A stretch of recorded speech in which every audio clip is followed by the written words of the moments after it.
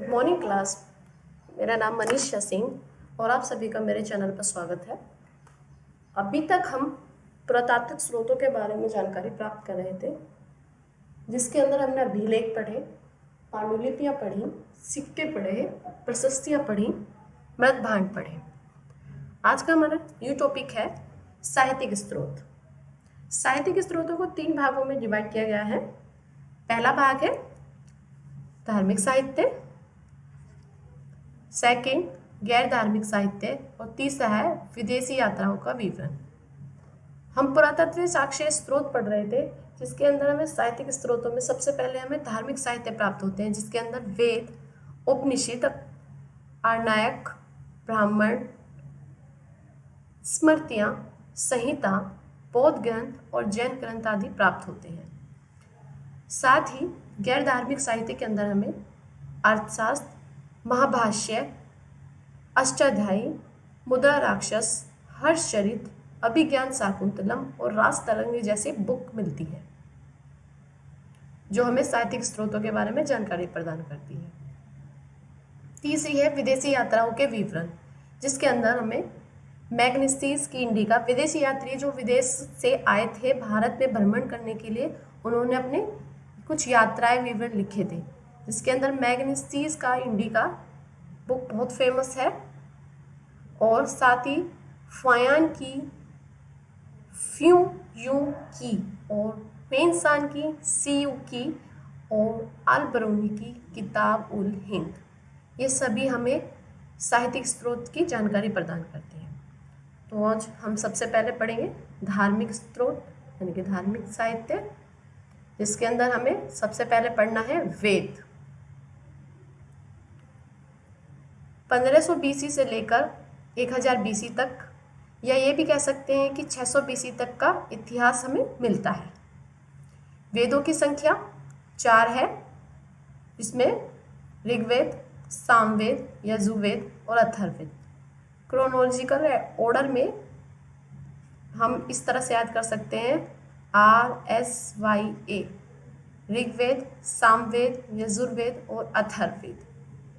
Rigveda 1500 BC का है, सामवेद, यजुर्वेद और अथर्ववेद ये हमें 1000 बीसी का मिलता है, जिसे हम उत्तर वैदिक ग्रंथ भी कहते हैं।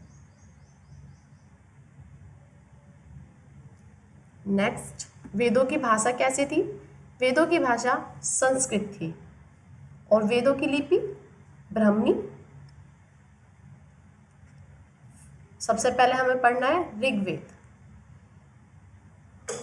ऋग्वेद की प्राचीनतम पांडुलिपि शारदा लिपि में मिली है और ऋग्वेद का पहला अनुवाद जो इंग्लिश ट्रांसलेशन था वो मैक्स मूलर ने किया था, जो एक जर्मन भाषाविद थे। ऋग्वेद का ऑथेंटिक ट्रांसलेशन किसने किया था?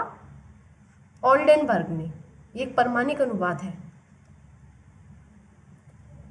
ऋग्वेद का संकलन किसने किया था? वेदों का संकलन किसने किया?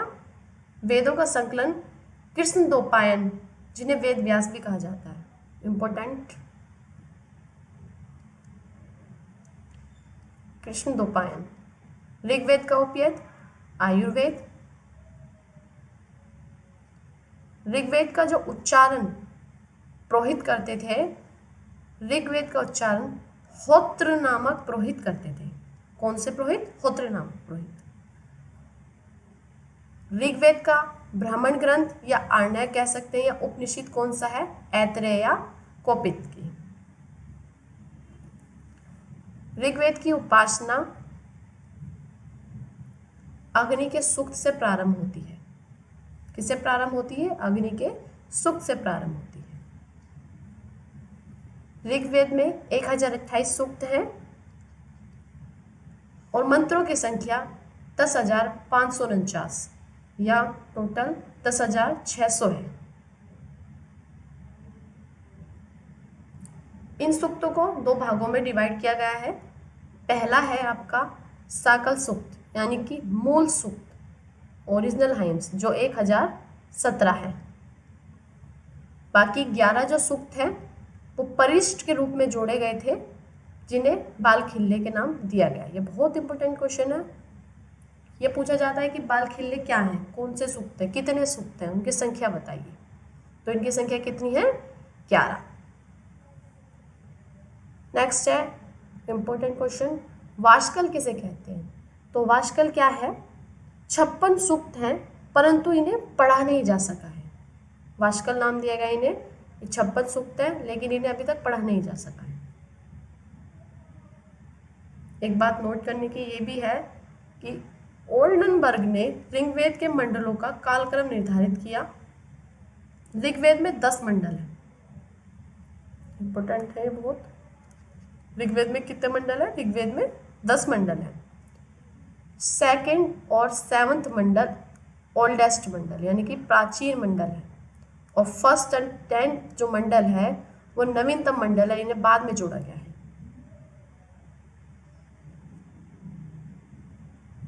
पहला और 10वां मंडल जो है 1st एंड 10th मंडल में सूक्तों की संख्या सर्वाधिक है, सूक्तों की संख्या सर्वाधिक है, और सबसे कम सूक्त दूसरे मंडल में है।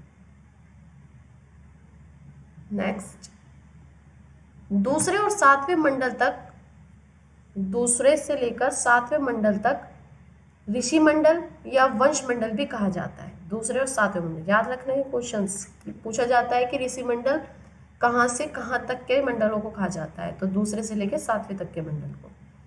तीसरा मंडल जो है वो किसने लिखा है? वो विश्वामित्र ने लिखा है, और इसके अंदर गायत्री मंत्र की रचना मिलती है।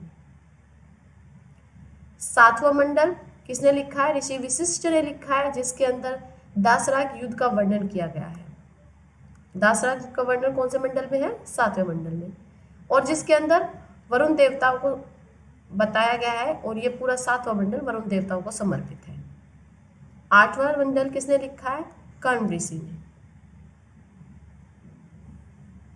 उसी प्रकार आपका 4था मंडल, 4th मंडल किसने लिखा है?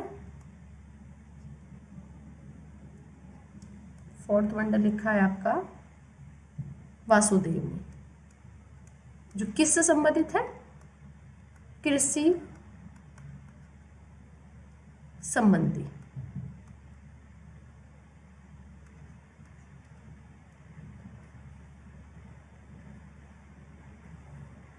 नेक्स्ट, 20 राजाओं का वर्णन कौन से मंडल में किया गया है? पहले मंडल में। 20 राजाओं का मंडल पहले मंडल, 20 राजाओं का वर्णन किया गया है पहले मंडल में। 9वां मंडल ऋषि अंगिरा द्वारा लिखा गया है, और यह सोम देवताओं को समर्पित है, और जिसके अंदर 114 सूक्त है। सर्वाधिक सूक्त इंद्र देवताओं को समर्पित है।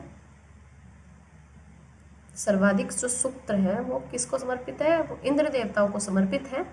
इसके बाद जो सेकंड सूक्त है जो कौन से देवताओं को समर्पित है? वो अग्नि देवताओं को समर्पित है। यानी कि सबसे ज्यादा जो सूक्त बोले गए हैं वो इंद्र देवता के बारे में, उसके बाद जो बोले गए हैं वो अग्नि देवता के बारे में बोले गए हैं।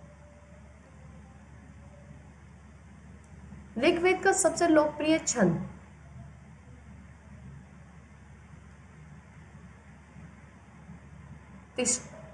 ऋग्वेद का सर्वाधिक लोकप्रिय छंद तिष्टुप है, और ऋग्वेद के अंदर यमुना नदी का जो उल्लेख है, यमुना नदी का उल्लेख कितनी बार किया गया है? 3 बार। गंगा का उल्लेख कितनी बार है? 1 बार। और ऋग्वेद में सरस्वती नदी को सबसे पवित्र नदी बताया है।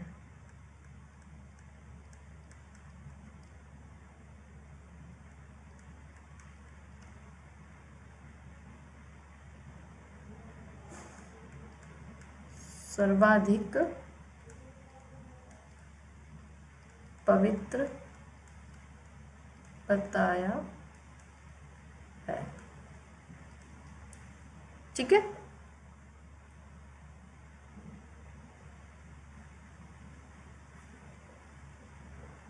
अब हमें पढ़ना है नेक्स्ट सामवेद, जिसे संगीत का जनक भी कहा जाता है और इसे ऋग्वेद की बहन भी कहा जाता है। तो सामवेद हमारा नेक्स्ट टॉपिक होगा, जिसे हम नेक्स्ट क्लास में पढ़ेंगे। तब तक के लिए वीडियो को शेयर कीजिए, लाइक कीजिए एंड सब्सक्राइब कीजिए। Thank you.